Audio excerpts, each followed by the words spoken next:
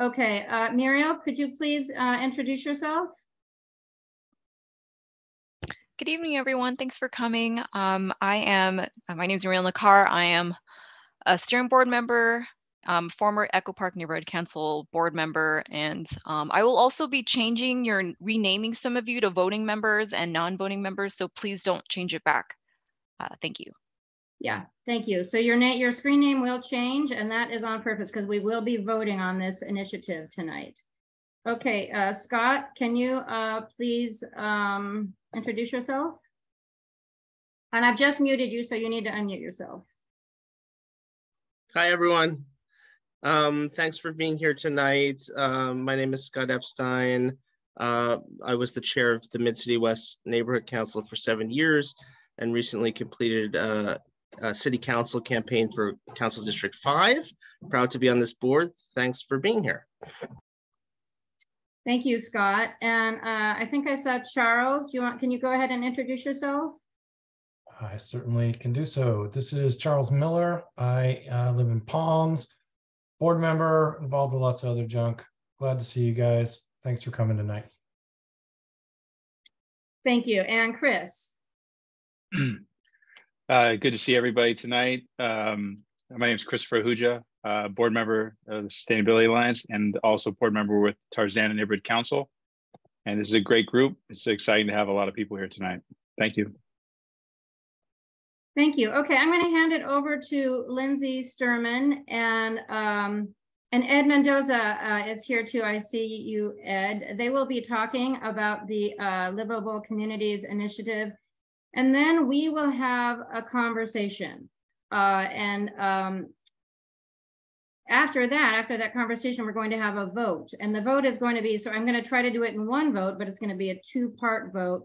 One is on whether or not to join the coalition, and the other is to support the motion now that was introduced and actually has been passed. But we would be supporting it because sometimes it's really helpful because these processes are very long and they're just at the beginning. Although they've made incredible progress, it can be helpful for efforts and initiatives if organizations like ours go on record, even though everything has moved very quickly so far and they did not need our help. So we're going to do that, and we're going to try to wrap this up at around 7:50-ish, I think, when Raquel Beltran will join us. And I think I've said, I just want to say, I'm going to ask you once again to be succinct. And we were debriefing our last meeting as a board a few weeks ago, and Charles actually came up with a fun idea that we're going to experiment with tonight. This is an experiment. It might be a disaster, but it will be fun either way. If I think that I want you to move on and wrap up, I'm going to put a little alarm clock emoji on my screen. And so that will be a little sign to you before I interrupt you that I'm about to interrupt you. So we'll see how that goes. And you can let us know in the evals what you thought. And I'll try to put a link to the eval in the chat right now. Okay, I'm going to stop talking and hand it over to Lindsay. Thank you, Lindsay. The floor is yours. Thank you. Here, I'm just going to share my screen and hopefully you guys can see that. The Livable Communities Initiative, it's a plan to build, to address our housing crisis and to build housing, which also affects, of course, traffic and climate. And a caveat, which I think Lisa really touched on, there's so many hot button issues in here and not everybody's comfortable with every idea. So, and as we all know, there's a ton of misinformation out there. So our mantra is we have to say, yes to something. We have to build housing. We know that we have to build housing to address the crisis of our unhoused neighbors. And the other caveat is just that this isn't housing. The housing we're proposing isn't for everyone. So it might not be for you. It might be for your adult kids or your kid's teacher or, an empty nester who's, wants to move into the city. And some people value a backyard and don't mind a long commute, but people have different priorities. So you may say, I hate that. I can't stand that. And so we want to address every problem, hear every question. But we're all in this together and we want to figure out something that can work. So the LCI is program number 131 in the housing element. And it's a plan to upzone commercial corridors while we simultaneously change the streets for mobility and livability.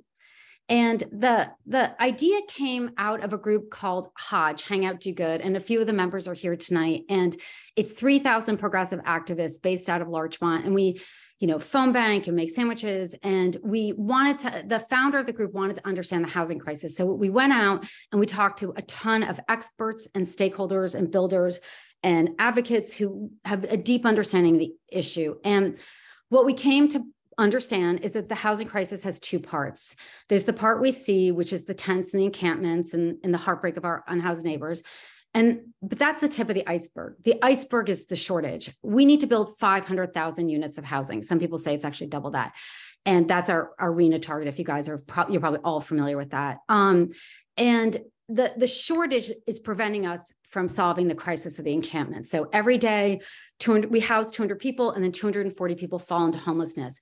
And we have insanely high rents. They're twice what they should be. We have vouchers for every homeless family in the city, and we have nowhere to put them. So building housing is necessary to solve the crisis. It's not sufficient, but we have funding and programs and incredible people working on that. So this is a key that unlocks that. So we need to build housing, and we need to build housing equitably. So the city council passed something called the Equitable Distribution of Affordable Housing. And it's to build in neighborhoods that haven't built their fair share, that haven't built enough affordable housing. And you could see the numbers here. And by not building, we've created on the West Side, where 100,000 people drive to Santa Monica every day for a job, we've created the traffic crisis and these super commutes. And it also creates displacement and gentrification. And the East Side and South LA have built their fair share, and it's creating this crisis of displacement. So this is an opt-in program. It's for any neighborhood that wants it, and the city should prioritize low-income communities and communities of color, but it's not something that we're being prescriptive about. So it's really just a way to build our housing, especially in neighborhoods that haven't built housing. So why haven't we built housing? Why can't we build housing? It's an issue of economics. So building multifamily housing, affordable housing is apartment living for the most part. The economics don't work. So projects don't pencil out. So you lose money trying to build housing. And you don't lose money building sprawl and single family homes. And we talk to people who build ADUs, or they go to Texas because there's no red tape there. And this is data from the Turner Center at Berkeley that studies the cost of housing, and from conversations with builders across LA. And I'll explain this slide in detail in a minute, but in its simplest form, when stakeholders don't agree where to put housing, we end up adding all these costs. And that's basically what is happening. Units cost 2 to 3 times as much as they should. They take 4 to 7 years when they could get built in under a year. So why do stakeholders not agree? Why do people fight housing? And again, we had a lot of conversations to try to understand that. And it comes down to quote Alex Fish, who's the former mayor of Culver City, parking, privacy, and aesthetics. People hate, no aspersions. There's architecture that people don't care for. They don't like height. And we're a group that does a lot of door knocking and canvassing. And we're trained in something called deep organizing, where you meet voters where they are and try to hear people's concerns without, just to listen. And so we listen, whether or not we agree with it. This is what people are saying, is that for a lot of people, their life savings is in their house. They don't want a 10-story building next to them. So they fight it. And then of course there's traffic and parking. But there is incredible support, almost universal support in LA for something called gentle density or human scale or missing middle housing, 3 to 5 stories along commercial corridors. And we have hundreds of miles of downzone arterials. In 1986, voters passed Proposition U. We downzone all of our commercial corridors. And that's why you drive along Pico and there's a ton of auto body shops or surface parking lots or billboards. And we could build all this housing along our commercial corridors. But what about parking and congestion? So we had parking minimums until very recently, which is amazing. Parking adds a ton to the cost of housing, again, affecting the economics of housing. It also raises rent. So it hurts housing from 2 perspectives. But even if you build minimums, and what's interesting is that even when they take away the minimums, the builders still build it. The developers still build it because they get higher rent, which is, of course, one of their priorities. And there's a feeling that people won't rent it because we don't have great mobility in the city. But even if you deal with the parking, you haven't dealt with the traffic and the congestion, and the neighbors are still fighting you. And so that adds another 20%, and another 20%. And that's the soft costs and the carrying costs. Soft costs are getting through the gauntlet of the city, which we're all very familiar with. Carrying costs are interest and taxes. And then funding stack is for subsidized affordable housing. And I'll get into that, but that's not actually what we're talking about. We're talking about unsubsidized affordable housing. And then, of course, fees and rules get piled on. Some of them great, some of them not so great. But there's a bigger truth to this whole thing. This is a Rick Caruso building near La Cienega in San Vicente. The units rent for $9,000 to $11,000 a month. But it's on a street that's so inhospitable, you'd never want to cross it to get a cup of coffee. It's like 9 lanes of traffic going 50 miles an hour. So we really wanted to think of a holistic solution, gentle density plus a complete street, which I'm sure we all know. Alfresco dining, we saw this during COVID. Larchmont Boulevard, wide sidewalks, slow cars, you can build parklets, bike lanes, a tree canopy, just real livability, and solving the first mile, last mile, so we can get to we have world-class transit infrastructure so you can get to our great transit. It's called the 15-minute city. And one of the big questions, though, is how will the housing get built and will it be affordable? And the housing we're talking about is not necessarily for people intensive. It could be, but it's to solve the scarcity, and nobody is building the orange. So we have these different categories of affordable housing, and the blue is subsidized, government subsidies, but the orange is not. So nobody builds it. And this has to get built by the market. It's the only way to get it built. So it's called NOAH, naturally occurring affordable housing. And we actually have NOAH in the city. It's ADUs. My brother bought a real fixer, and he renovated this little unit into this really lovely little ADU. He rents it for $1,500 a month. It's affordable housing that the city didn't have to pay for. And when you go to build an ADU, we just let you build the blue wedge of the pie, the unit and the land. And we know that housing without parking is affordable housing. It doesn't rent for a lot. Small units, if you go on Craigslist, I pulled every small unit one day a couple months ago, and almost all of them are already moderate income. They're already NOAH because they're small and they don't have parking. And parking is, again, an amenity. Now, a lot of people feel that what's really important is the deepest affordability, and we totally agree it's incredibly important. And that's when something called filtering comes up. And just to give you the sense of how important it is to build our deficit, and I have to do everything at once, of course. But what we know we have in our brain trust, really brilliant people from UCLA, Mike Manville, Shane Phillips, who wrote the book, The Affordable City. And what they pointed out to us is that this concept of filtering is when you build our housing, let's say we built our deficit, 500,000 units of housing, it would actually open up, people move, and eventually opens up 27% of those units will open up the most affordable decile of housing. So it will impact everything to actually build our deficit. And there's concerns like, well, who wants to live in a small unit? And there's a whole movement called the tiny home movement. It's really dignified. It's really lovely. There's the buy nothing movement. People want to live smaller. And it's just something, if people want to live small, sustainable lives, I think the feeling is, why wouldn't we let them? And it's really hard to do that right now in LA. So where would this kind of housing go? Again, it's not prescriptive. This is an opt-in zoning option for communities, but Westwood Village and Westwood Boulevard are really two amazing places for various reasons. And we worked really closely with LA DOT to look at traffic, because the last thing you want is more traffic, obviously. And then we have a group of interns from CSUN, and they measured every single parcel in the village and along the boulevard. That's 1.5 miles, and it's 25,000 units of housing.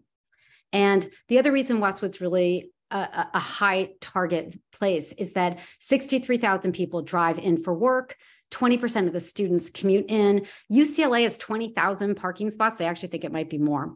So what if we transformed Westwood Boulevard? Right now, the design of the street is really not very thoughtful. What if we reimagined it with bike lanes, housing? It could have a bus. It could be pedestrianized.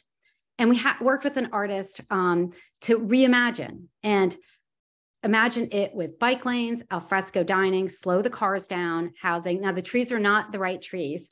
This is more aspirational than exact. You know, or you could pedestrianize it, and you can pedestrianize a street overnight. Another way to think about it is a TOD, is that we're leveraging this combination of our wonderful neighborhoods and our little business districts that we have them all over the city, our historic main streets, and our high quality transit. LA was a city of 400 villages, each with their own little business district. And Leimert Park, Larchmont, Westwood, Main Street, Burbank was pedestrianized, and now they're actually trying to go back. So we can, the three aspects that really go together is our historic main streets, touching each of these stars is a high quality transit stop, our metro, and streets that don't carry a ton of through traffic. They're not arterials through the city. So Hollywood Boulevard is nestled at the base of the hills. The traffic dissipates anyways. They have a plan to pedestrianize it anyways. They know it works. And again, this is just a way of thinking about it. This isn't trying to be prescriptive, but the blue lines on this map, that's our housing deficit at 3 to 5 stories. It really is. When you build densely and you build small units, and of course you're getting rid of the parking, and all of these have those aspects. It's fine grain retail, the small lots, and high quality transit, and a dead end street or something that really won't impact. And we can leverage our fabulous plans, community plans, to already transform streets. Uplift Melrose, Heart of Hollywood, there's already a plan. You can see option number 4 is to pedestrianize it. And then Westwood has a proposal to pedestrianize. And it just, dreaming, thinking big, like what could it be? All these dotted lines would be pedestrianized. And Culver City is another really wonderful place just because they've already done so much of the mobility, and you can just imagine it with housing. So we did a feasibility study, and I'll just race through it really quickly because we wanted to understand the math. And so we picked a lot that happened to be for sale. It's a pottery studio. The rent, I think, is $3,000 a month. And there's no displacement, certainly not this is commercial quarter, so nobody lives where we're talking about, but it's also no displacement for businesses. And there's programs that can address that. We had an architect design a building that was suitable for the lot. And you can see in this version, there are 9 units, and the pottery studio stays. And the units are small. They're naturally affordable.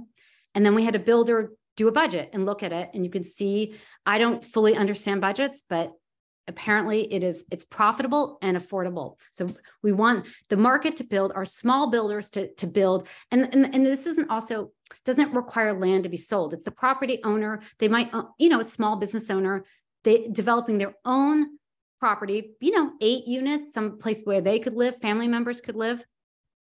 And we want, they can go up in under a year. These can get built in 5 months. They're essentially, a 4-story house is basically, a 4-story building is essentially a house. This is in Marina Del Rey. Our whole coastline is dotted with these 4-story townhomes. That's the 4th story. This has 7 bathrooms. It was for sale. You can see a lot of money, $7 million. The minute that becomes, those 7 bathrooms become 7 apartments, this is what we do to the construction costs. We essentially triple it. And so we really, and the electeds really are responding to this concept of parity. Why should single family homes, a homeowner get to build on an empty lot for $500 a square foot when we add all these costs for multifamily? And one of the best ways to bring down those costs, because we want this type of housing to get built because it doesn't involve parking. It's essentially car-free, car-light, is standard plans. And a standard plan is when the city creates a plan at the size of the parcel, because parcels are actually, I did not know this, the same size. So every parcel on a street is essentially the same size, and every street is a little bit different. So this is 50 by 100 on Westwood Boulevard. And you can create a plan that is replicatable. And when you do it, we actually have a model for doing it, ADUs. We have a standard plan, and cities all over the world have done it. And what it is it's pre-approved, 24-hour permit, 90 days of building and safety, and you eliminate all the red tape and delays. And it's how Paris was built. And this really, really appeals to a lot of people who might traditionally have been not as supportive of housing, because it's about building a beautiful city. And we want our affordable housing to be beautiful. And Paris created this pattern book, and you had to build this basically. And that's why Paris has such a consistency. And as people, we love order and variety. We love build, a street to have the same height and but then variations. And the red lines are these Haussmann buildings, the standard plans. And you can see it's not that much of Paris, but it's so memorable, such a memorable part of Paris. And it got built in 20 years. And this plan could get built. We could build our housing deficit in time for the Olympics, which I think is kind of an interesting goal. And it's how beautiful cities build, they design, just to give you a sense. And right now, our rules are really forcing builders to build this. They don't want to build this. They want to build beautiful cities. And it could be any vernacular. And this is just me imagining, what if, every street could be different. Every community could be different. You can imagine Beverly Hills might be, a little bit more fancy. Anything in the Mediterranean is appropriate to our climate. And that's obviously going to be a huge part of this is the sustainability. And we know with high ceilings and cross breezes, the Mediterranean, we've built housing around the Mediterranean for thousands of years without AC. It's completely possible to do that. And one of the best ways to do it is arcades, which is what we did. We tore these down, but this is Windward Avenue in Venice. And it lowers the temperature inside by 10 degrees when you do these colonnades or arcades. And there's a group in Larchmont that wants to reimagine Upper Larchmont this way. And it's really pulling in an incredible cross-section of people, a little bit surprising too. So the LCI is standard plans and mobility. And I'm the co-host of the podcast, Bike Talk. I'm really passionate about mobility. And so those are the two parts, building the housing, but also mobility. And that's kind of the fly in the ointment is that you got to get the mobility right. And there are ways to do it and to reimagine the street for real mobility. And there's real equity concerns. This is an article, you probably know Sightline, if we're all climate people. And there are real concerns with putting our affordable housing along noisy, polluted, unsafe streets. And we don't need to. And everybody should live, on a street that has as Mike Mann will say, the quiet and calm of a suburban street.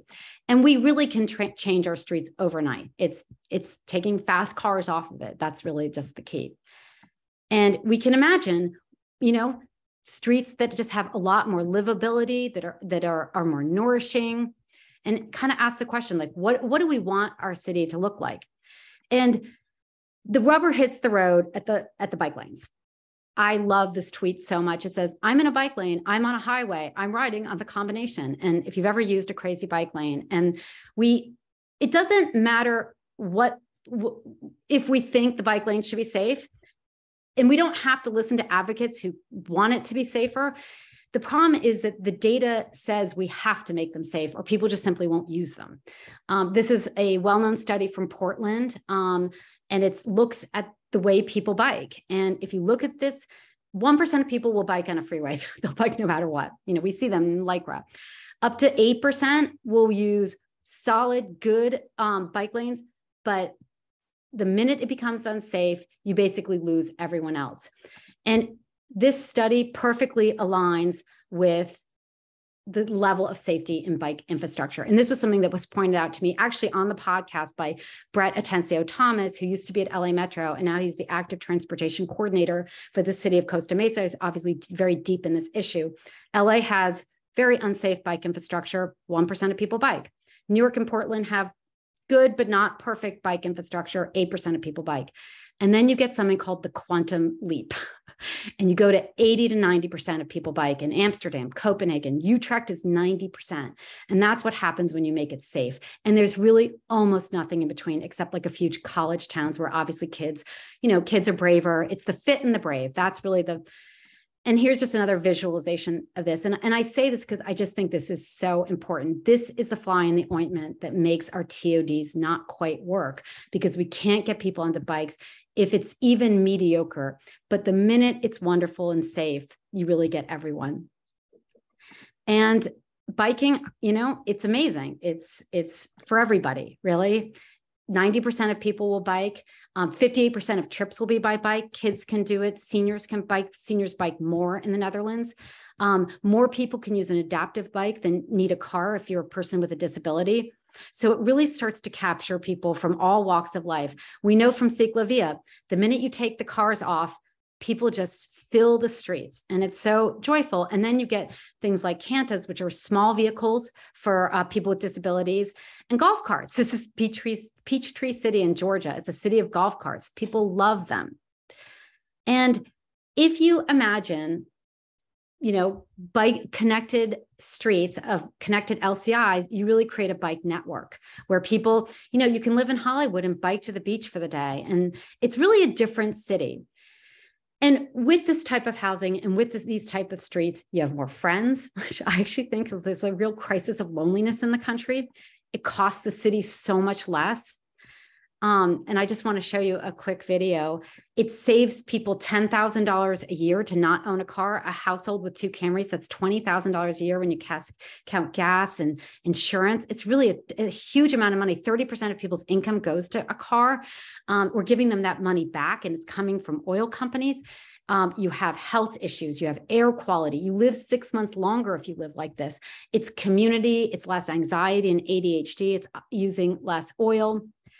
And it also opens up the possibility of if we really went for it, and even if you just did Larchmont along some of these streets, right? This is Las Ramblas. You get something called the Barcelona Superblock, or you can.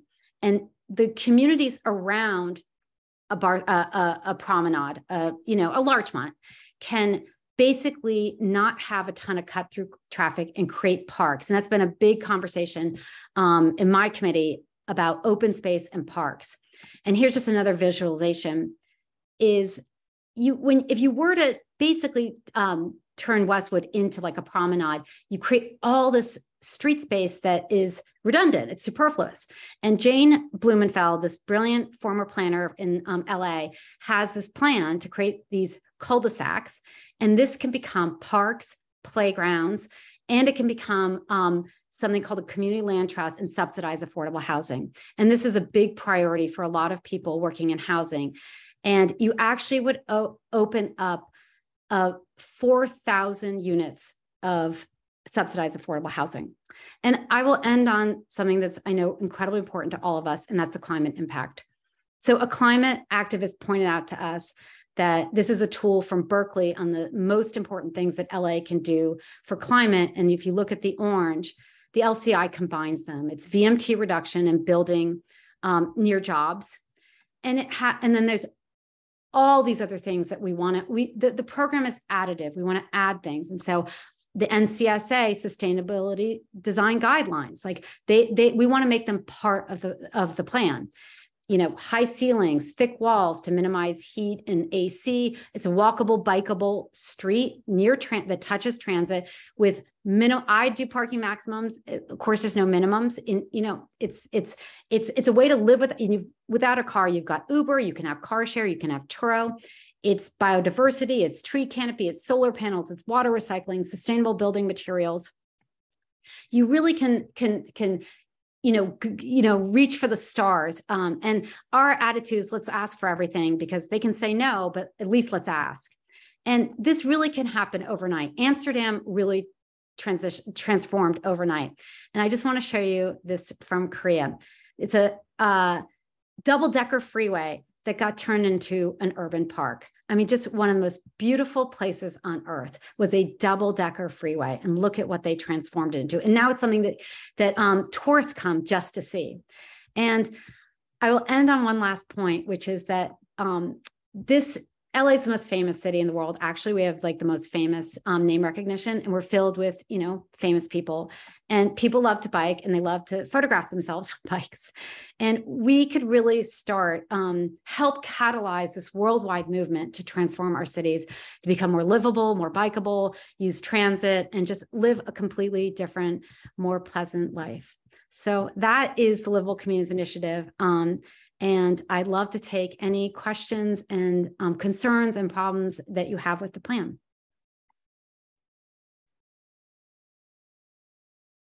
Also, I'm here as policy director of LCI. I'm here to answer any technical questions like FARs or setbacks and these little policy things that will come with this. Thank you. And thank you, Lindsay. That was really fun. I loved all the images. It was just gorgeous. Very inspiring for me personally. Okay, so let's talk and would love questions, concerns, suggestions, all of that. I will call on folks in order as I see you. Clara, go ahead. Clara, you're muted. I have a lot of questions, but I'll leave it to one for now to give other people the opportunity. My question is, how do you limit this to mom and pops? All over the country, we are seeing people pushed out of their homes by speculation and by developers, where 30% of, I've heard this number a lot of times in a lot of different places, that 30% of people, of the sales are going to developers. How do you limit this to moms and pops unless you have some kind of timing where you have to have owned this property, say for 20 years before you can qualify for it? Because otherwise I see this becoming a speculator's market and pushing out people once again. Thank you. Hi, I could answer this question. Our main mechanism of keeping out larger developers is we are limiting a potential overlay to parcels under 7,500 square feet. So the majority of TOC projects that you see or multifamily projects are done on something called assembled parcels, which means you get 1, 2, 3, 4 shops. Sometimes you get half a block, or sometimes you get an entire block, and you turn it into one giant residential building. This LCI would not apply and would essentially prohibit that practice. LCI is solely for small parcels. And because we are limiting it to small parcels, there's a lot of caveats that come along with that. And it essentially deviates construction towards the mom and pop builder, the small contractor, because just out of the logic that a larger developer wouldn't want to waste their time doing such small projects. Could you limit it by saying only people who've owned the property for so many years would qualify for it? We thought about that. That currently is not part of our plan.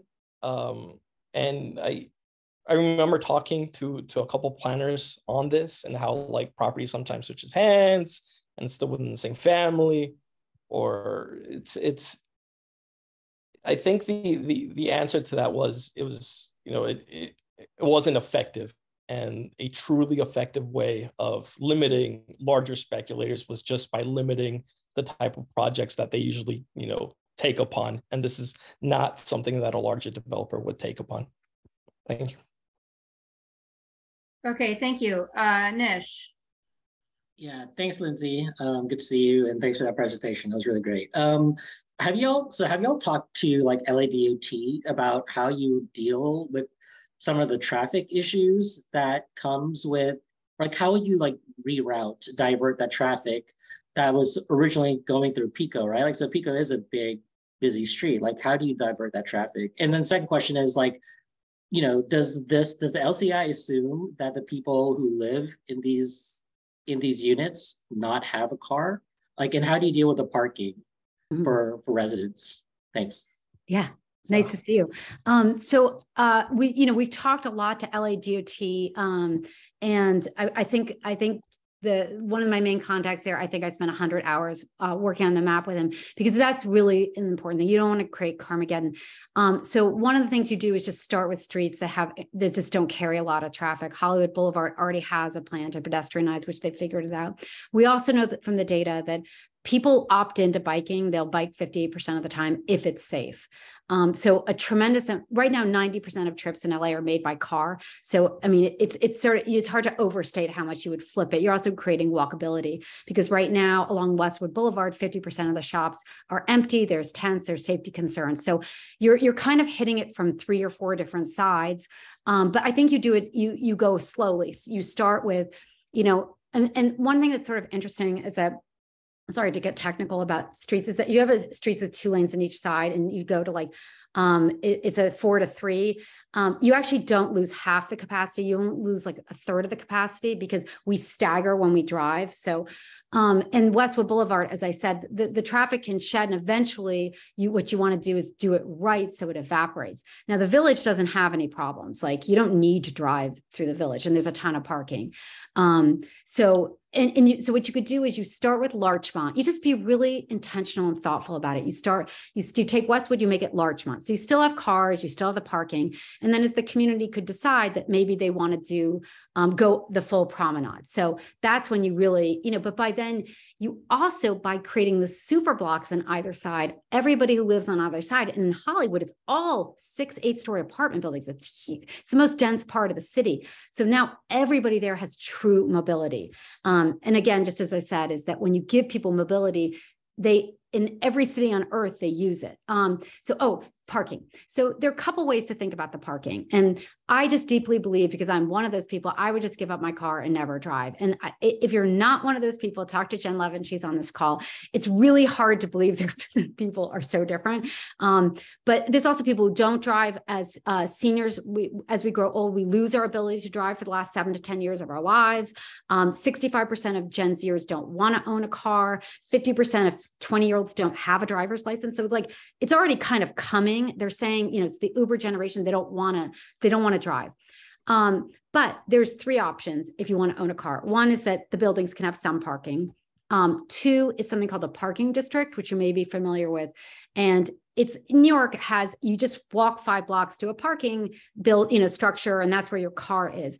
And Culver City and Westwood wildly overbuilt their parking. So they have all these municipal spots sitting empty. So what they did when they did downtown is that at first the builders had to show that they had a parking spot nearby that the renters could rent. And then it turns out you didn't need it. And then they just got rid of that. So parking districts and excess municipal spots. And then the last one, and I just love that someone pointed that out, I just thought it was so wonderful, is that if you work at UCLA Medical Center, you have a parking spot.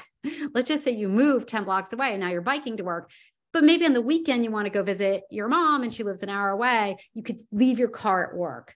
But I'll say the 4th, and this is something that the transportation committee has gotten really into, is peer-to-peer car sharing. I just think that's probably where it's all going. So I think you could walk 2 blocks and Airbnb your neighbor's car. So I hope that answers. Let me add a 5th. So there is a lot of concern about neighbors of people in these new buildings parking in their neighborhoods, and there being a lack of curbside parking. In Santa Monica, and thankfully that's something that we could fix relatively easily. In Santa Monica, there are block-based parking permit programs where if you live in a certain block, you can only park in that block, and you're limited by the block that you live in. You could easily implement that for blocks adjacent to LCIs. So people moving into the LCIs will know that they won't be able, park in the residential neighborhood, but that doesn't preclude them from parking on an off-site structure, maybe 2 blocks away, like they already do. And you see this a lot in adaptive reuse buildings in like downtown LA, like here in LA or in Santa Monica. So it's not too formal a concept. It's more about coordinating with the city, LADOT, and finding these parking spots and making them available. But those things are very, very feasible. And then I wanted to answer your first question. I forgot what you asked, though. Oh yeah, it was about how work coordinating with LADOT about diverting traffic through busy streets that would be converted to a complete street. Yes. So Lindsay touched upon it. So one is we would be focusing on streets that are already very low traffic or have heavy pedestrian use where you want to get rid of traffic. And that's the lowest hanging fruit.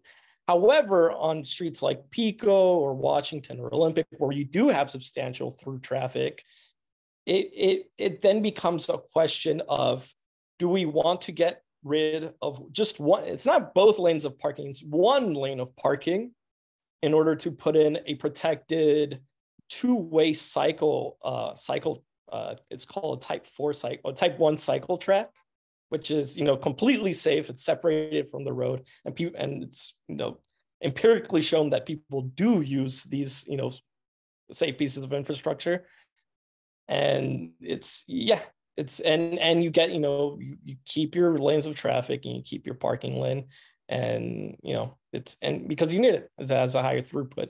So there's different alternatives for all types of streets. It's the baseline is always safety, though. Got it. Thank you.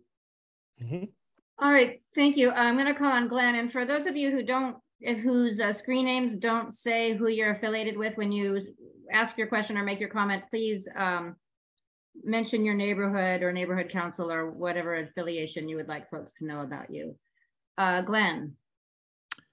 Glenn Bailey, Northridge, East, and Encino, and neighborhood councils. But I'm also a bicycle advocate. I'm on the city's bicycle advisory committee. So, I think it's very appealing, but I do have, I'm glad it's being rolled out as a opt-in type of a project, but I think a couple of the issues I was going to ask about have partly been addressed, but I just want you to know that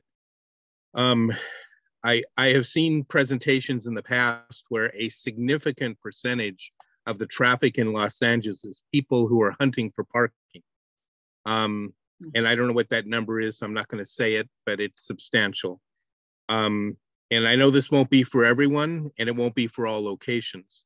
But one of the things that hasn't been specifically addressed that I would like for you to address is, I'm thinking of the Valley in particular, because we're a sprawled city, or at least the Valley, sprawled development. I think most of everything outside of downtown is our commercial areas are like sprawled out along the thoroughfares with single family housing, directly behind the lots that front those streets, generally separated by an alley.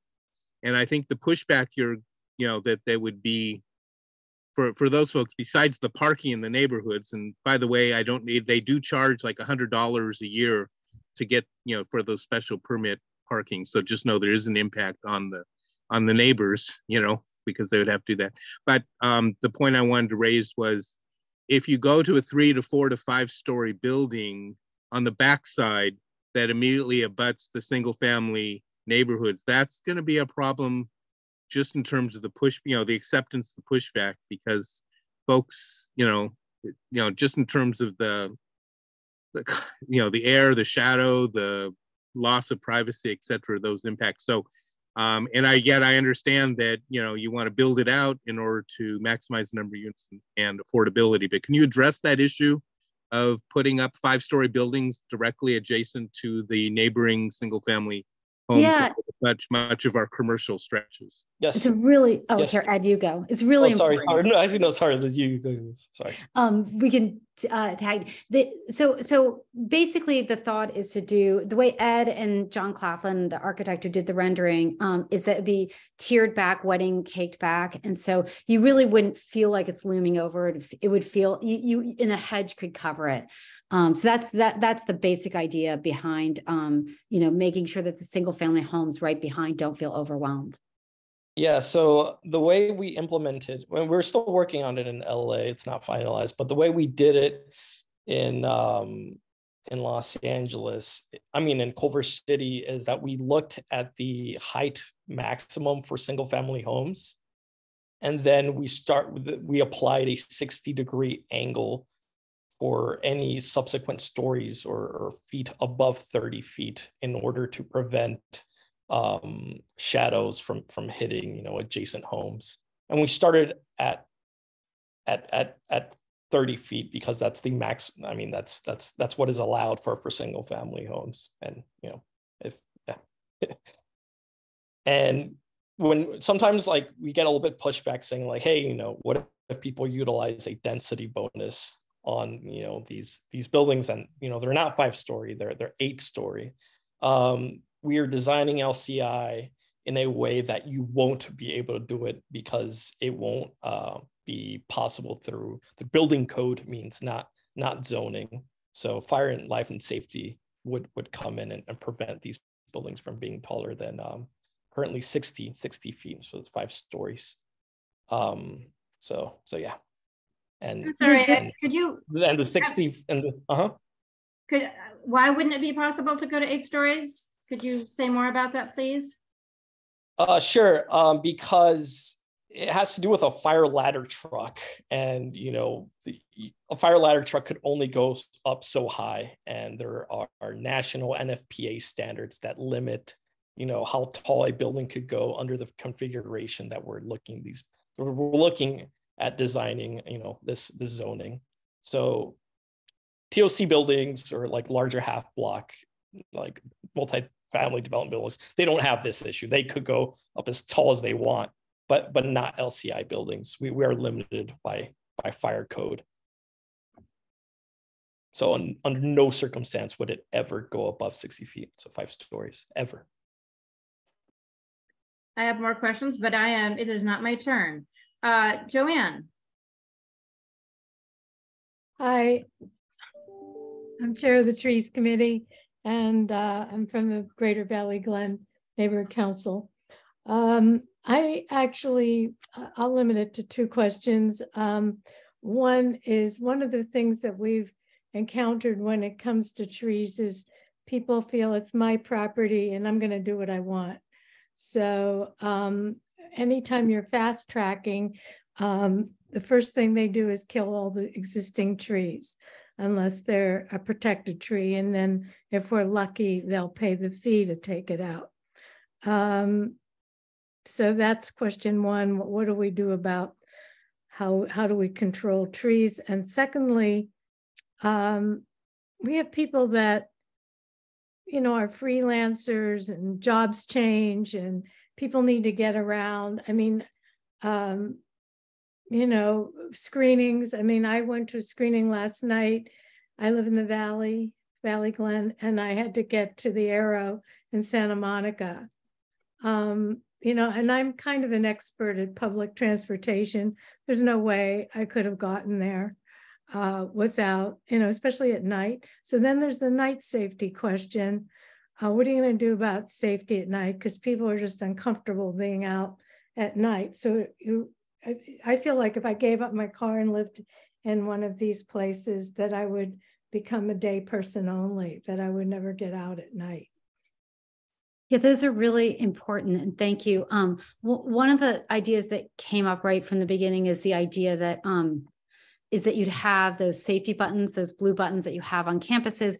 With the vibrancy and density, you have eyes on the street, so it will make it safer. I totally hear you about, you know, if you have something that's an hour away, everything for me is an hour away. And I think that that's where Uber, you know, it's the generation that's already just switching over to Uber. The younger kids don't, you know, if you're a living wage worker, 30% of your income is getting spent on a car. It might be cheaper to just car share, you know, or Uber, you know, every now and then. And it, you know, but again, it's not for everybody. In terms of the safe in an Uber, I would never take one. So, you know, I mean, and they're finding out that it's not profitable for somebody to work as an Uber driver. Right. So, you know, my son did it for a while, and then he said, after a month, he said, this doesn't pay. The Transportation Committee has been looking really closely into peer-to-peer car sharing. So Turo, Getaround, Kite will bring the car to you. They can be $30 a day. Some of Getarounds were like $8 an hour. So there's these alternatives. To own a Camry is $30 a day. So if once a week you need a car and you can rent it for the day for $30, you're so ahead of the game. So, you know, I work from home. I never leave Larchmont. You know, so I think it's different. People just have different lifestyles, but definitely this doesn't work for everyone. And Ed, do you have any thoughts on the trees? No. I mean, we have spoken with council offices, and when we look into improve like the boulevards, they're also going to be probably widening sidewalks and most likely planting appropriate trees. But that's well, you need 10-foot parkways for native canopy trees, no less. And Joanne and I talked about this the other day. I was so excited by the conversation, and we want to put into the plans 15-foot sidewalks so that every street can have native trees. And Charles explaining to us, that they can't be sterile. And I think, again, it's additive. Like, we want to incorporate all this brilliant ideas and insight and research into the program, into the idea to make it better.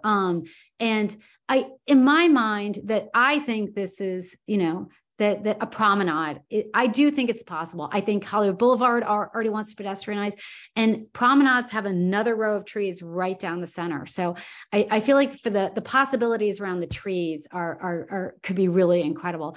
And I don't know how to answer your question about trees on the actual parcels, on these commercial parcels. Right. So a lot of the trees, so most, like, realistically, we are going to be, replacing.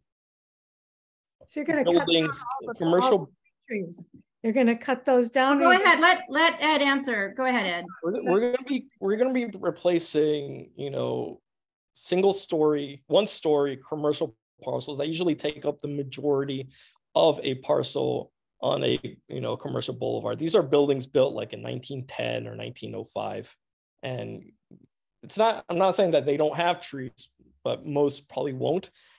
However, in our plan, we are changing or modifying existing setback requirements and facilitating interior courtyards into our new developments to allow for the planting of trees and greenery, something that does not happen today with TOC buildings or multifamily stock, where the majority of our buildings today cover, like, the majority. If you look at any building today, they will cover like a significant part of a parcel, and we are we're walking a very tight rope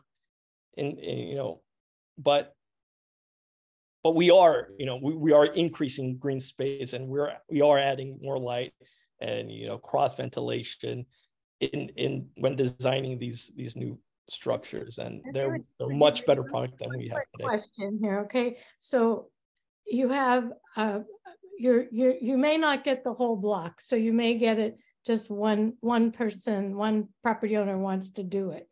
There's so you may not be able to do the whole swath of parkway. What I'm trying to figure out is, how do you keep the street tree if there's a nice street tree and it doesn't fit your design? I mean, can you make your design adaptable so that if there's a good ficus tree in front of the property, even though it's a commercial property, that you would build around it so that you could keep that tree? I mean, one of the problems, there was this pretty street thing for the design for Melrose Avenue, and it got defeated because they wanted to keep the street trees. I mean, the Streets LA decided they didn't want to take out the street trees and replant, because it's 20 years to get a new tree. So that's 20 years without the ecosystem services of the existing tree. So you need to figure out, I mean, besides, beyond the rendering, how can you work around and keep the existing tree? I'm not against promenades. I mean, Barcelona's done an interesting job, but how do we not lose canopy in doing this? Well, I think we should write that into the plan. We should add that we don't lose any trees. So we'll do that. Thank you. Mm-hmm. Okay, thank you. Marianne. Hi there, Marianne King. I'm with the Chatsworth Neighborhood Council. I'll just start off with maybe 2 positive comments. Lindsay, I love your enthusiasm. I know where you're going with this, and it's wonderful. I also like the idea of looking at traffic patterns, not communities that haven't done their fair share, It's looking at impact and where traffic is going. So yeah, Bel Air or Pico Boulevard, if people are commuting there because they can't afford to live there, and they're, you know, these are the areas that should be honed in on. And I think really in this case, a pilot program. I'm feeling nauseous overall about this whole thing. And I have to be honest with you. You know, small lot homes, that was like a great idea, you know, 15 years ago. It was thought that these would be affordable. They're not affordable. They never have been, and they never will be. So, and they're ugly, most of them. Some of them downtown, you got better architects downtown. Out in the valley, we get ugly crap. So I'm sorry to share my frustration, but I know there's a reality to what I'm saying. And the reality is the really good architects are downtown. They're not out here in the valley. We have cheap, you know, I call them Home Depot builders. And I hate what's being built. I hate the idea of having this apply to small lots. 7,500 square feet. Are you kidding me? That's the problem right now with the TOCs and the density bonus. They're vertical and there's no articulation. These are, please come out to the valley and take a look around and see what ugliness I'm talking about. I think these need to be on bigger lots, not smaller. And we need breathing room, guys, you know, even for the people living there, even if they're on great commercial boulevards and you have all this activity, we need sunlight, we need trees, we need, you know, I like the street theme, but that seems a long way away.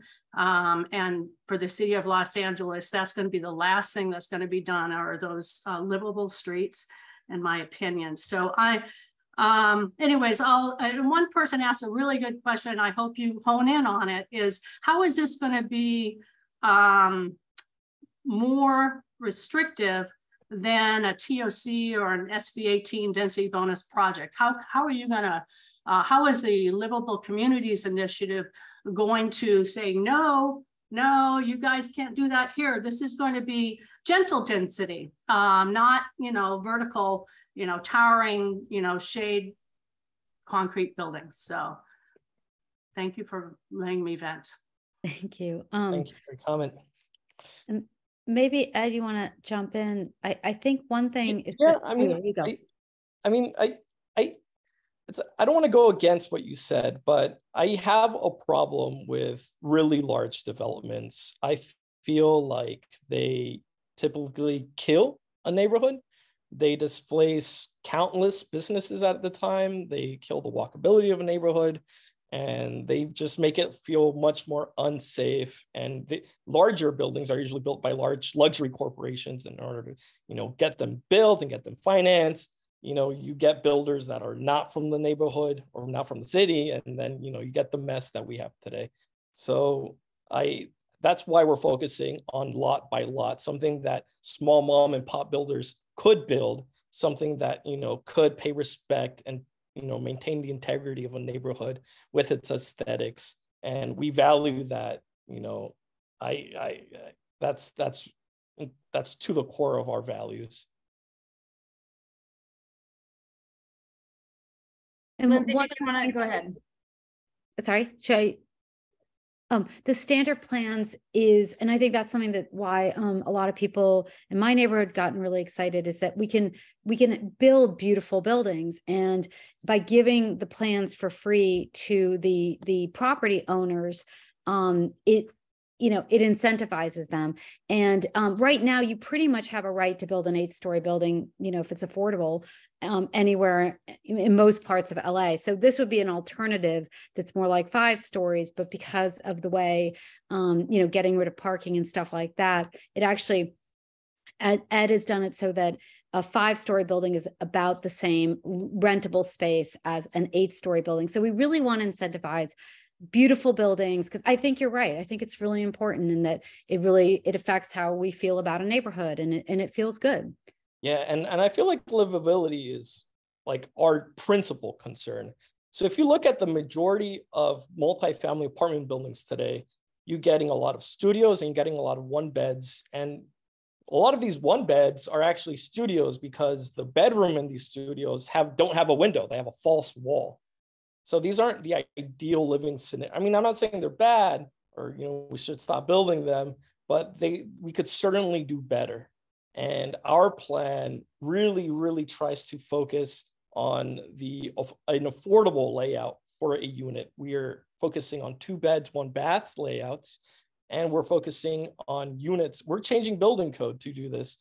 We're focusing on building units that get cross ventilation and sunlight from a lot of sides of an apartment. If you go to most apartments built today, and these are usually apartments built in these larger TOC buildings, you're only getting sunlight from one side and you don't get proper ventilation. And, you know, these are incredibly inefficient because you have to have the AC running the whole day. You know, these are not the units we're building. We are building sustainable, you know, cost-effective, efficient buildings.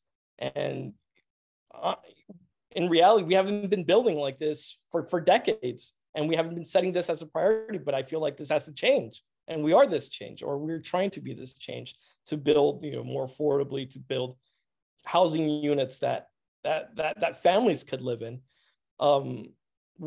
Another really important thing about our model is we're not only focusing on renting, we're focusing on first-time home buyers. You know, we're seeing how can, you know, a first-time home buyer, you know, buy something on the $600,000 to $700,000 range in Los Angeles. I mean, right now it would be ludicrous to think that you could find something for $600,000 in LA from a new building, but we're working very hard to make that happen in our new buildings. All right, thank you. Ji Young.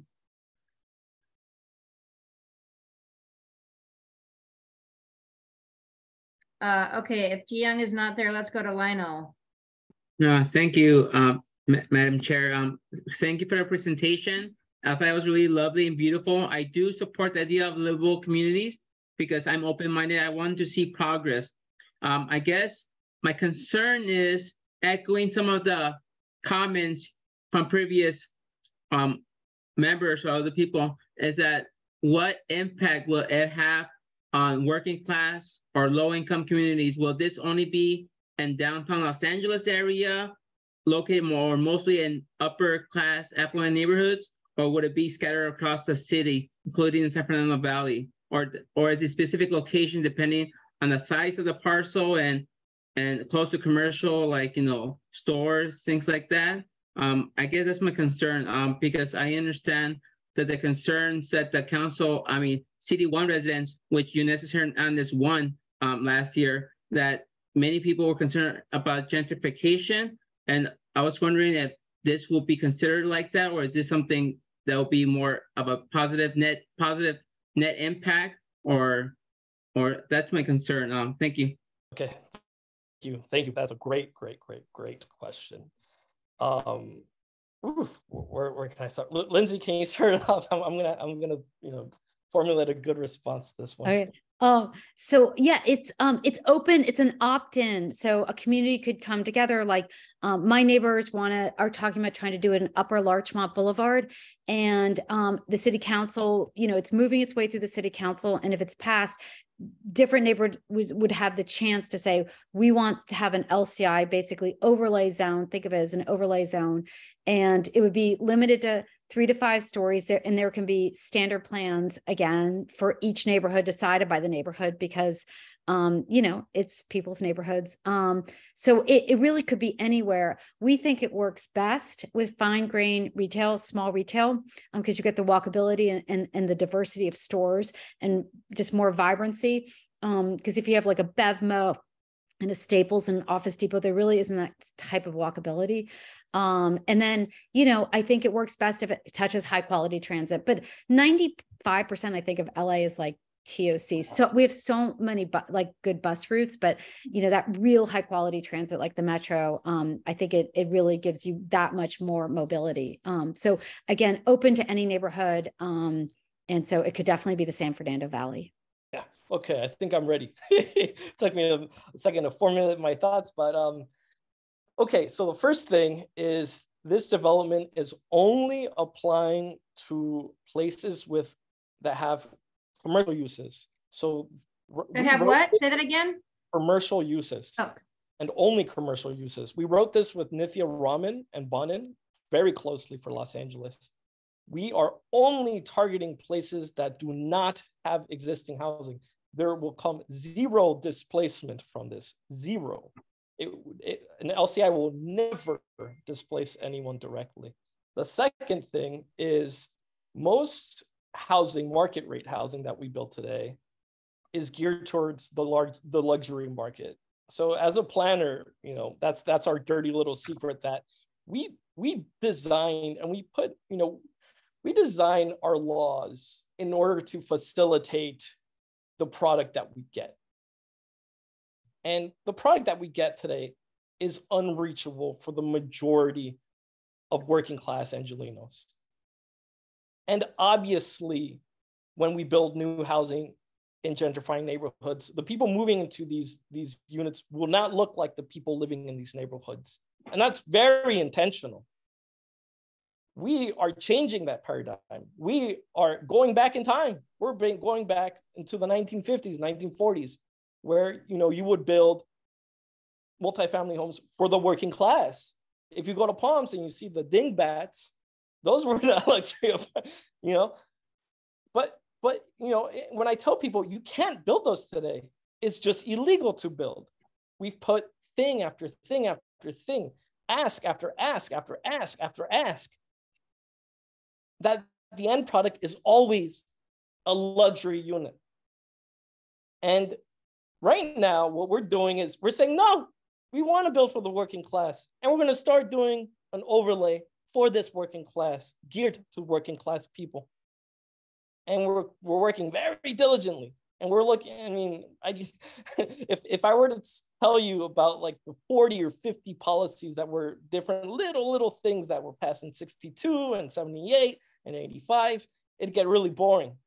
But have it in your mind that we are working extremely diligently to get working class apartments and homes built. And that is at the heart of the LCI. We are not doing luxury housing. If you look at the white paper or the model plan that I wrote for Culver City, which I could share with you, you will see time after time after time of the policies that we put in that are explicitly made to prevent gentrification and to create housing for working class people. And let me add to that, one of the coolest programs, because again, we want to pull in, you know, great ideas that other people have worked on for years, is attainable home ownership. And we have all these low interest loans for low income workers, veterans, a bunch of different categories of people. And it's a 2.5% interest, which right now is really significant because interest rates are so high, no down payment or as low as 3% down. So what you can do is these programs get people 20% more home. We have 400,000 Angelenos trapped renting who could afford to own a home if it was at this price point. So it starts to really like affect so many different things if we can, you know, as we say, try to say yes to something. Okay, this is the point of the evening at which I get anxious because I've noticed that Raquel Beltran is here. She's the general manager of the Department of Neighborhood Empowerment.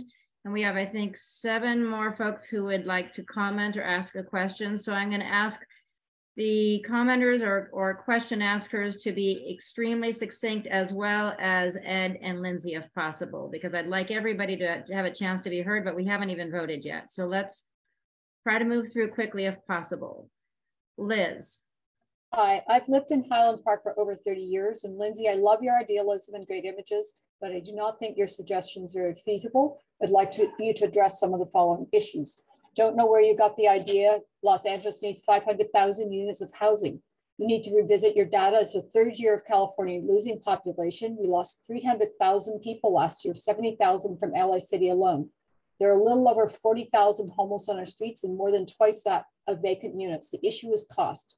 To solve our homelessness problem and affordable housing for the working class, we need proper education, healthcare, living wage jobs, longer term and deeper pocket solutions than lining the developers' pockets. We would benefit from more trees to reduce heat sink, but developers keep taking down 100-year-old native trees to overbuild lots of luxury housing. Berkeley is not Los Angeles. Developers are the problem here, not the solution, but I agree looking at tiny housing and updating similar codes. Many spokespeople for LADOT live in a fantasy. Bike lanes take away mobility from commuters. We are not Portland, we're not Amsterdam. Peachtree City may be Larchmont, but it's not Boyle Heights. I see maybe a handful of spandex-clad men on $1,000 bikes running red lights in working class neighborhood boulevard, while hundreds of cars are at a standstill. Slowing cars down means more congestion, more pollution. What fabulous transit. Until there is proper transit, we'll never get people out of cars. Public transit does not work in Los Angeles. You can't take kids to school, pick up lumber, commute in the rain, and it's too often not safe at night. We need to stop developer waivers, destroying existing affordable housing. We lose housing doing that. What about DWP and other infrastructure, some of which is 85 to 100 years old when you replace single homes with multiple units? You should look at the AIDS project people. They have produced more than 1,400 units of affordable housing at a little over $100,000 a unit. In comparison, the city of Los Angeles has spent nearly $600,000 per unit. We need to put in proper transit first. I lived in bicycle cities. I've lived in cities with effective transit, Montreal, London, Vienna. The proposed Colorado Boulevard BRT project, which is the single east-west commercial street in Eagle Rock, is going to be a disaster. I do like the idea of peer-to-peer car sharing, and I'd love to see you continue to work on ideas, but I think that there needs to be more consultation with the real issues that a lot of us experience. Thank you. I could answer. Okay, well, that was not short. I don't know if you guys have a short response. I feel like that's sort of territory that's been already addressed, but oh no, I could reply. So California is shrinking, and it's not really shrinking. It's stopped growing because it's extremely unaffordable, and everybody knows this. Second thing is bike lanes. So before this, I was a demographer at USC and then at Population Dynamics Research Group. And bicycle users, the median age for bicycle users is 50. And people, this is ridiculous. The majority of bicycle users tend to be working class. And the majority of people hurt in bicycle accidents tend to be people in their senior years. That's ridiculous to say. I don't know. Okay, that's all I had to say. Okay, sorry, but we do need to move on. Emmanuel. Hi, yeah, I had two quick questions. One, do you have any more information about what the energy efficiency benefits are from adding more density, especially because I assume like the spaces are smaller, so it's cheaper to heat and cool them. And so what are sort of the impacts of that, especially as we add more density to areas that do have a little bit more sprawl? And then also just a quick second question is when because I represent an area in South Central. And so when you're having that, adding more density to areas where say we don't have a lot of business interests in the area, when you want a complete street and you want to keep folks within that area to make sure we keep having kind of high pedestrian traffic, what's your approach with an area like that? Thank you. That's a really good question. Lindsay is like the pro at this, but I'll give you 1 point. So one of the main things that we're working on is vertical shared access reform. And it's really boring. It has to do with how hallways are made and, how much of a hallway you have in a building and how you can make it, more efficient, et cetera. So that in itself should save substantial amount of energy. We are working with that on both the state level and local level implementations of amending certain building codes. So that's a really big one, and that's a really fun one because reaching passive house and reaching all these really good goals are there. And I wish I knew the stats on that. And now you're making me want to look it up. But I'll add one other thought, which is that 5 stories is also how high you can build with just mass timber, so sustainable building materials. And above that, you need to use a concrete, like a podium, and that has so much embodied carbon. So that's just another way to, I think as humans, we like 5 stories better. It's, you know, it makes you happier. So there's all these other reasons, but the sustainability. And I did want to answer one thing, 500,000 units, that comes from our RHNA targets, our RHNA, Regional Housing Needs Assessment targets. The number's actually, I'm so sorry, 456,000 was the number. And then I think it's over 700,000 for the region. So that's where that number came from. Okay, thank you. That's great. Carino. Hi, can you hear me? Yep. 2 questions. How does this process work? Does it go through like a design review board type of thing that looks at the whole holistic side of the project in the areas that are part of the LCI? And the second question is, how do you create more parks? Because I don't think you mentioned anything about, you know, Quimby funds, you know, that enables, you know, the city to purchase property for parks, because I know that with all these developments, their open space requirements are much less than normal. So can you explain that? Those 2 questions. Yeah, let me talk about the parks, because to me this is such an exciting part of the idea of creating a linear park like the High Line through the city of LA, and then tying it in with just far better mobility so that you offset the loss of travel lanes.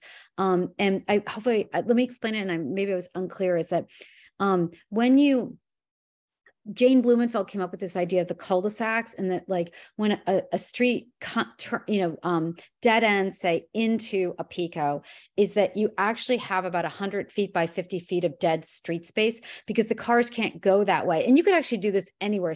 Super blocks exist all over the place. And even in my neighborhood, people are creating cul-de-sacs just to eliminate the cut-through traffic for the safety issues. And so you have a 50 by 100 foot about, you know, superfluous street space. That's a 500 square foot, like it's a pocket park. It could be a community garden. It could be a playground. Use it as picnic tables. So you're creating actually. Is that the one you're talking about in the public right of way in the street itself? Exactly. Yeah. What about, you know, private property or property that's like owned? Because I can understand converting like streets into pedestrian streets, but when you're talking about like adding 300 units or 500 units all in one area, you know, where's the balance as far as creating those amenities? If you're stuck in your unit, you want something out there that you could, you know, walk outside and experience, not only along the streets, but areas that are outside the streets, like maybe a square or a park or a plaza. Right. I love what you're saying. Okay, this is a really high level question, because it kind of challenges us how we develop in the first place. So the way that we develop today is we try to find large like surface parking lots or large sites in general, and turn those sites into housing. And you know that's what we do today, and you know that's how things are. But I see a big problem with that. And you're right. We lack green open space in LA. Places in South LA and Mid-City and the Valley, you know, they lack a lot of parks. And we all know this because we all live in LA. We don't have that many parks. And we have limited land where we could potentially put in a park. So in today's world, we pit park space with new development space side by side. And usually the development will win because it's the money maker, right? Our ideology is different. Our ideology says, hey, listen, we have all this public land. we could turn these places into parks. We could turn them into amenities if we make it feasible for people to build on underdeveloped parcels. That's for Can I ask you a question? Mm-hmm. Do you know what Quimby funds are? Yes. I mean, those are very important funds that could create more parks. And okay, so there's no mechanism. I'm sorry, I'm getting hyper anxious. So that's a good idea. Maybe they've thought about it. We need to move on. I apologize, Karina and Ed, but we are too far behind at this point. So I'm going to move us to Rick. Yeah, hi, Rick Marquez, Highland Park. You know, anytime I hear the word affordable type housing, I relate that to market rate housing, and I relate that to trickle down housing that pretends to address the real problem of low income housing. As a landlord, when I have vacancies, 70% of my applicants are from out of state. You're talking about housing that is going to address those out of state applicants who can afford to live in LA, and you're not addressing our real problem of homelessness and low income housing. This is just an idea that it seems like it's just you're recoining what I've been hearing for the last 20 years. We need to address low income housing, and this type of housing, everybody would love to live in it. And if you look at the renderings, I would love to live in it. But okay, Rick, I'm sorry. We need to. I think you've made your point. Is there a brief response? Yes, all of our housing has the maximum amount that the state allows us to put in for an inclusionary requirement at 15%. And again, this housing is not the same type of housing that we're seeing in TOC buildings. This housing does not have parking, and it has a different layout. You have to understand the differentiation between those two things. Okay, and, thank you. Silva. Yes, hi, Silva Blackstone, retired certified arborist. In your delightful renderings, I do not see any grocery carts, any children, any dogs. And who are these people? They're not all folks, and they're not all 30 or under. So where is a room for those people? I think that's such a great question. Sorry. Whose income may be dwindling rather than growing, and who do not aspire to live in Larchmont. Where are those people in your drawings? And plus the people that are living in Silva, tents. thank you. That was a good question. I'm going to let Lindsay answer.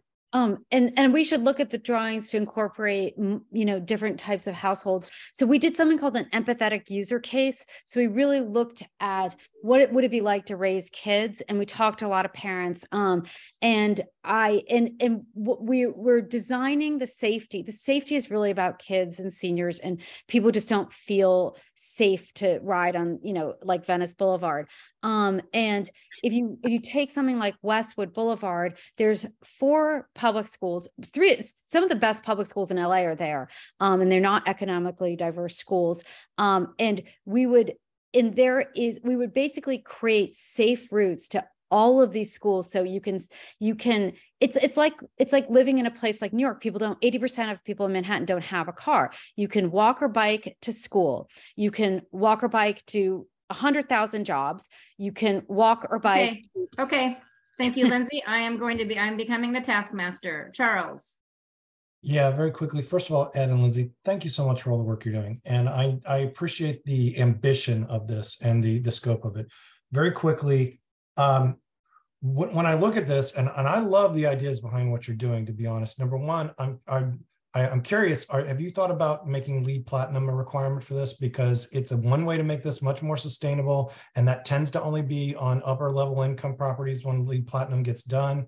And this would be a way to bring that to a more mainstream kind of part of our citizenry. Second, very quick question. I'm worried that a program like this gets focused on reaching quotas to show that it's successful, and all the concerns for individual circumstances that all the people in this room are bringing up somehow get fast-tracked out of the process. So can you tell me what safeguards will be in the place so that when all the individual community concerns do come up and you have to deal with them because they're a pain in the neck, but they're often very valid, how is that built into what you're doing? Safeguarding so that those are still part of the process. So right now, LEED certified, we want to adopt your sustainability guidelines. And I think our feeling is that if it pencils out, let's, because it has to get built. But I totally agree. And really climate is like, is the main passion of my life, and bikes, of course. So LEED certified is something that I feel like we should be looking more carefully at, but all of it is like what can pencil out. And then, in terms of incorporating ideas, please. Just to be very clear, LEED Platinum is a standard above what the city requires now. The city is already pretty close to LEED Silver in what they require. So you would already be at LEED Silver just to meet LA code. So I'm talking about a much more aggressive sustainability guideline to go with LEED Platinum. Yeah. And sorry, your second question was, ideas. I mean, right now that the city Department of Planning is creating these reports. And I think that right now is a really good time please, I'll put my email in the chat. Please reach out to me. Let's have a conversation. Everybody's ideas that they feel really strongly about, let's try to get them in. Again, it's additive. Like this is an idea. This isn't my field. Okay, sorry. Okay, thank you. Gemma. Okay, I think Gemma might not be there. Okay, so let's, this is a little abrupt. I actually don't have a feel for how this is going to go, but let's go to a vote. Muriel, can you call the roll? I'm sorry, I am here. Sorry. Okay, go ahead very quickly, Gemma. Marquez, I realize that you are the taskmaster, but with all due respect, I think that what this is all about is for us to be heard. And I've been listening and taking good notes. I've learned a lot. I've been very respectful. And I think that what's being missed here is the safeguards and protections for improving our communities by you being a good listener. I'm not concerned about hearing from Raquel Beltran or anyone. I'm more concerned about hearing from the community because the city of LA is really in trouble. And it is time that we take it back from people like you that are trying to control us. Thank you. Okay. Thanks, Gemma. That was great. Let's, Muriel, are you able to take us to a vote, please? Muriel? Who's us? Who is us? I'm not sure. Hello? Muriel, we're ready to vote. Okay. I'm gonna go down the list. Please bear with me. And who's speaking?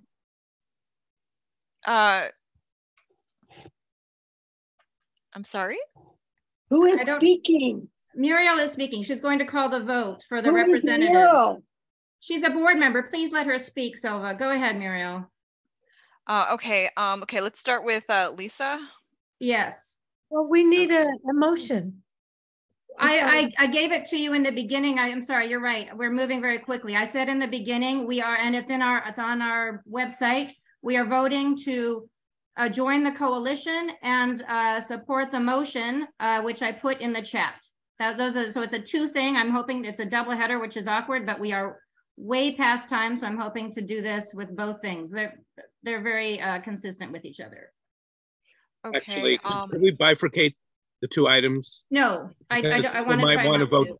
One people might want to vote one way on one. I know that's a problem, but we are really past time. So I'm going to try to do it this way. Little dictator. Okay, we do have guidelines, and I don't think that's appropriate. So I'd like to remind everybody. Yeah, can you please refrain from name calling, please? That's not necessary. Thank you, Silva. Motion is on the table, so there's no. Okay, I'm going to go down the list, please, and can you please cooperate? I'm trying. Okay, so, and we have the Lisa. Did you want to say the motion or? I already did. Okay. So Lisa says yes. Scott. Yes. Thank you. Charles. Okay, Charles. Yes. Yes. I take that thumbs up. I was muted, sorry. Chris Ahuja. Yes. Okay. I will be voting yes. Joanne D'Antonio. Can you come back to me? Okay. John Hales. Abstain. Abstain. Okay. Sandeep, I'm so sorry if I'm mispronouncing your name. No worries. Abstain. Okay. Kathy Schreiner. Abstain. Okay. Pat Bates. Abstain. Okay. Nish. Abstain. Abstain. Emmanuel Alcantar. Yes. Yes. Melanie Winter. Yes. Thank you. Leonel Mares. Yes. Thank you. Devon.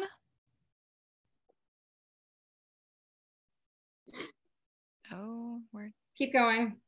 Okay. Abstain. Devon. Okay. Okay. Thank you. And Laura Gonzalez. Yes.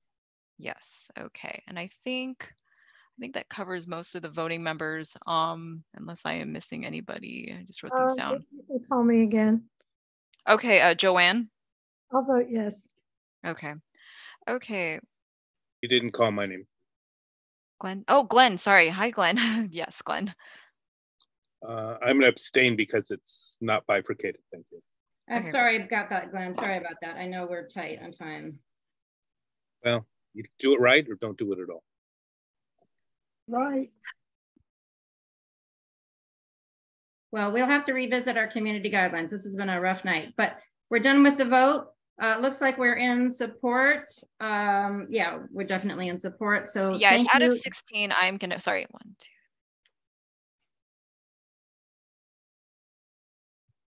So 10 yeses, 6 abstains, I mean abstentions. Okay. Thank you. Thank you so much, Lindsay and Ed. This was really, really inspiring for me. And I'm so excited that we are going to be supporting you going forward. So to be continued. Thank you very much. And Raquel, I'm sorry that we're running so late, but thank you. We'd love to introduce you and hear from you about the budget. Thank you very, very much. Good evening, everybody. And happy to be here this evening. Is it possible for me to share screen? Am I permitted? Yes, you have the, you can go ahead and do that. Yes. Okay, good. Very well. Great.